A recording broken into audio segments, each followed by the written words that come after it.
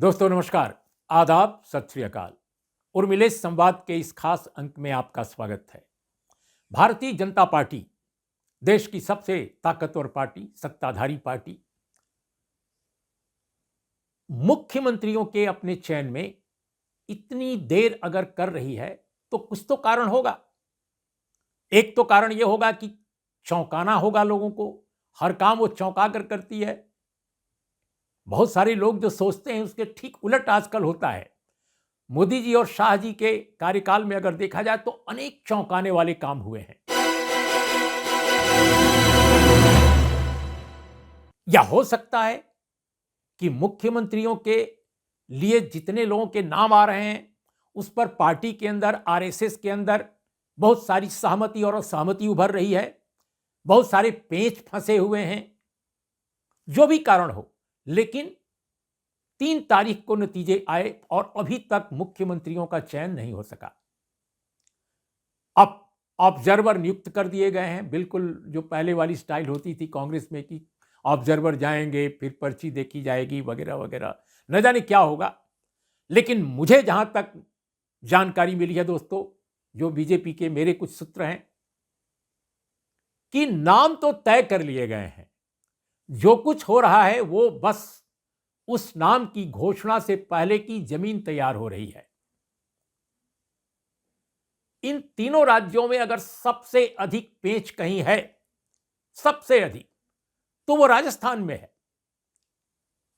इसलिए नहीं कि राजस्थान में बहुत सारे उम्मीदवार केवल हैं, यह केवल कारण नहीं है। इसलिए कि मध्य प्रदेश और छत्तीसगढ़ में किसी ने अब तक दावा नहीं किया कि उसको मुख्यमंत्री बनना ही चाहिए। शिवराज सिंह चौहान तो मुख्यमंत्री हैं और अपनी ताकत के बल पर जीते हैं, ऐसा मानने वाले बहुत हैं। उनका मानना है कि उन्होंने चमत्कार किया है। मोदी जी का होगा, निश्चित रूप से पूरे देश में होता है, वही चेहरा बनते हैं बीजेपी के हर जगह। लेकिन शिवराज सिंह चौहान ने जिस तरह चुनाव का संचालन किया, खासकर बाद के दिनों में, माना जाता है कि चुनाव का रंग बदल गया। लेकिन वो भी दावा नहीं कर रहे हैं कि मध्य प्रदेश में वो मुख्यमंत्री बनेंगे, स्वयं अपनी ओर से नहीं, इतनी विनम्रता वो जाहिर कर रहे हैं। और ये विनम्रता हो सकता है उनके लिए फायदेमंद हो जाए, मैं नहीं जानता क्या होगा, लेकिन कई बार अपनी विनम्रता का वो फायदा उठाते रहे हैं। अब वो कहते हैं नहीं नहीं, पार्टी का तो मैं कार्यकर्ता हूं, मुझे क्या लेना देना, मुझे जो कहा जाएगा वो मैं करूंगा। सबका दिल खुश हो जाता है कि ये आदमी अपनी ओर से कुछ नहीं कहता।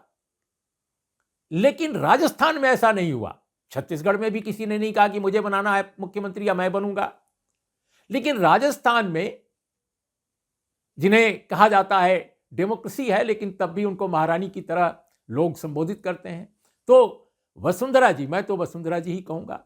अब वसुंधरा जी, चुनाव के पहले और चुनाव के बाद भी हमने देखा बहुत सारे लोगों से एक दलबंदी जैसी भारतीय जनता पार्टी के अंदर ही चुनावी जीत का जिस दिन ऐलान हुआ उसके बाद बहुत सारे विधायकों का एक हिस्सा उनके घर पहुंच गया उनसे मिलने, और वो खूब दिखाया भी गया। खूब दिखाया गया, उसका एक मतलब भी था कि उनके साथ इतने विधायक हैं, संख्या भी बताई गई। इस बीच में उन्होंने जो किया तो वो ठीक है, वो तो भाई चुनाव जीत के बाद वो बड़ी नेता हैं, उनके यहां मिलने लोग गए। लेकिन जो रही सही कसर थी वो उनके पुत्र दुष्यंत जी ने उतार दी, निकाल दी। वो क्या भाई, अब तो बहुत सारे विधायक जो हैं पार्टी के, उनको रिजॉर्ट में कहीं रखा गया। और रिजॉर्ट में भी किसके रखा गया, एक ऐसे आदमी के, लोग बताते हैं कि वो भारतीय जनता पार्टी के खेमे में बहुत सारे लोग हैं जो पसंद नहीं करते। तो इससे मुझे लगता है कि आरएसएस में जो सिंपैथेटिक लोग रहे होंगे वसुंधरा जी के, वो भी ऐसा लगता है कि नाराज जरूर हुए होंगे इस स्टाइल से। और मोदी जी और शाह जी तो ये स्टाइल क्यों पसंद करेंगे कि कोई उनकी ताकत, उनके रणनीतिक कौशल, 2024 के मद्देनजर क्या रणनीति होनी चाहिए राजस्थान में, इसकी चिंता अगर केंद्रीय नेतृत्व नहीं करेगा तो राज्य में क्यों कोई करे। सवाल इस बात का है कि अगर आप केंद्रीय नेतृत्व को फ्री हैंड नहीं दे रही हैं कि मुख्यमंत्री कौन बने, तो एक तरह से आप चुनौती देने की मुद्रा में हैं।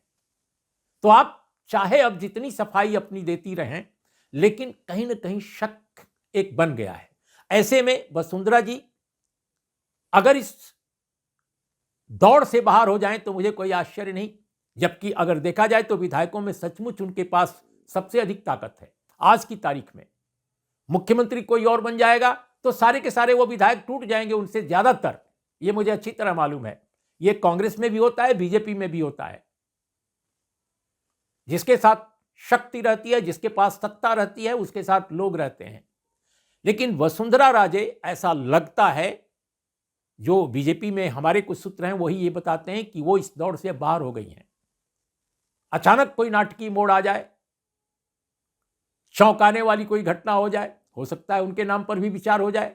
लेकिन सच यह है कि इस वक्त राजस्थान एक ऐसा प्रदेश है जहां पर आधे दर्जन लोग मुख्यमंत्री बनने के लिए लाइन में हैं बीजेपी के अंदर।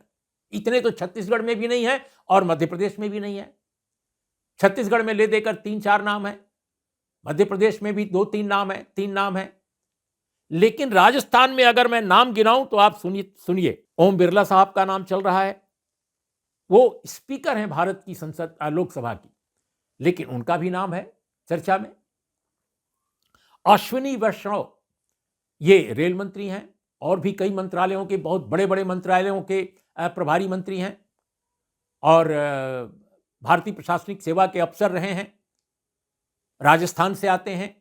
उनका भी नाम चल रहा है, हालांकि वो विधायक नहीं है, विधायक का चुनाव भी नहीं लड़ा। बहुत सारे सांसदों को चुनाव लड़ाया गया था, मंत्रियों को चुनाव लड़ा दिया गया था, केंद्र के मंत्रियों को विधायक का चुनाव लड़ा दिया गया विधानसभा के लिए, लेकिन उसमें अश्विनी वैष्णव नहीं थे। लेकिन आप याद रखें, राजस्थान की रैलियों में, बहुत सारी सभाओं में, यहां तक कि कुछ जातीय सभाओं में भी वो लगातार वक्ता के रूप में मौजूद रहे, यानी कैंपेन किया। तो उनका भी नाम चल रहा है। सुनील बंसल का नाम चल रहा है, जो चुनाव नहीं लड़े, महासचिव हैं पार्टी के, उत्तर प्रदेश में ऑर्गेनाइजर रहे हैं पार्टी के, कई चुनाव के, माना जाता है कि रणनीतिकार रहे। सीपी जोशी, जो अध्यक्ष हैं प्रदेश के बीजेपी के, सीपी जोशी। बाबा बालकनाथ, नाथ संप्रदाय के एक बहुत बड़े मठ के मठाधीश हैं, योगी आदित्यनाथ के एक तरह से यूं कहा जाए कि अगर मठ के हिसाब से कहा जाए तो काउंटर पार्ट है राजस्थान में एक तरह से। तो माना जा रहा है कि एक दूसरा योगी सत्ता में आ सकता है, इनका भी नाम चल रहा है, सांसद हैं। अर्जुन राम मेघवाल, अर्जुन राम मेघवाल तो केंद्रीय मंत्री हैं, बहुत महत्वपूर्ण मंत्री हैं कानून के मामलों के, इनका नाम चल रहा है। दलित समाज से आते हैं। बाबा बालकनाथ ओबीसी समाज से आते हैं। हालांकि बाबा के लिए जाति क्या, जात न पूछो साधो की। लेकिन भारतीय जनता पार्टी में तो आप देखेंगे कि बाबा लोग भी बहुत सारे ऐसे हैं जो अलग अलग समुदायों के हैं और अलग अलग समुदायों को एक तरह से अपनी आध्यात्मिक आभा के नीचे बहुत सारे अपने अपने समुदायों को मोबिलाइज करते भी नजर आते हैं। इसके अलावा गजेंद्र सिंह शेखावत, केंद्रीय मंत्री, और वसुंधरा राजे से उनकी कभी पटती नहीं है भारतीय जनता पार्टी के अंदर। साथ में अशोक गहलोत जो मुख्यमंत्री रहे हैं, उनके साथ भी कांग्रेस में खूब जबरदस्त टक्कर रही है, उन्होंने उनके बेटे को लोकसभा में हराया। और एक नाम और है, बहुत महत्वपूर्ण नाम है, ओम माथुर, पार्टी के बहुत महत्वपूर्ण नेता। इसके अलावा वसुंधरा जी तो है ही हैं परमानेंट। तो इतने सारे नामों में भारतीय जनता पार्टी का आला कमान किसको मुख्यमंत्री बनाएगा, यह उसने एक आदमी को धीरे से कान में जरूर बता दिया होगा। और जानते हैं वो कौन आदमी है? वो आदमी है राजनाथ सिंह।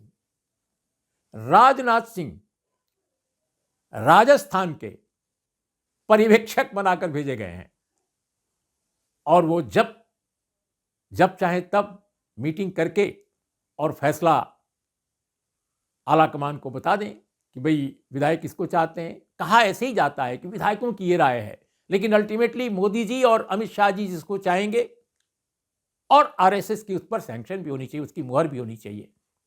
तो मुझे लगता है कि ये सब चीजें हो गई हैं, अब अमली जामा पहनाना है फैसले को, और इसके लिए, इसको एग्जीक्यूट करने के लिए एक तरह से एक बेहतर कार्यशैली के साथ राजनाथ सिंह जैसे मजे हुए पॉलिटिशियन को भेजा गया है।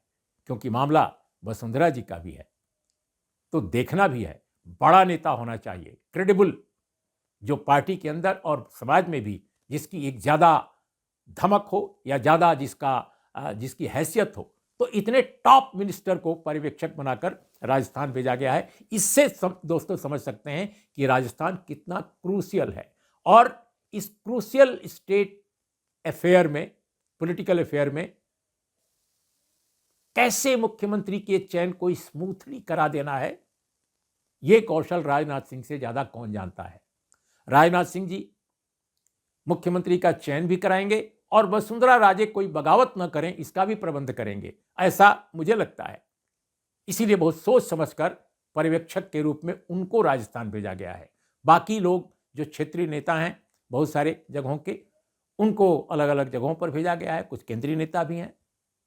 लेकिन राजस्थान के लिए इतनी बड़ी तैयारी जो की गई है, इसका मतलब तो साफ है कि मुख्यमंत्री कोई और ही बनेगा।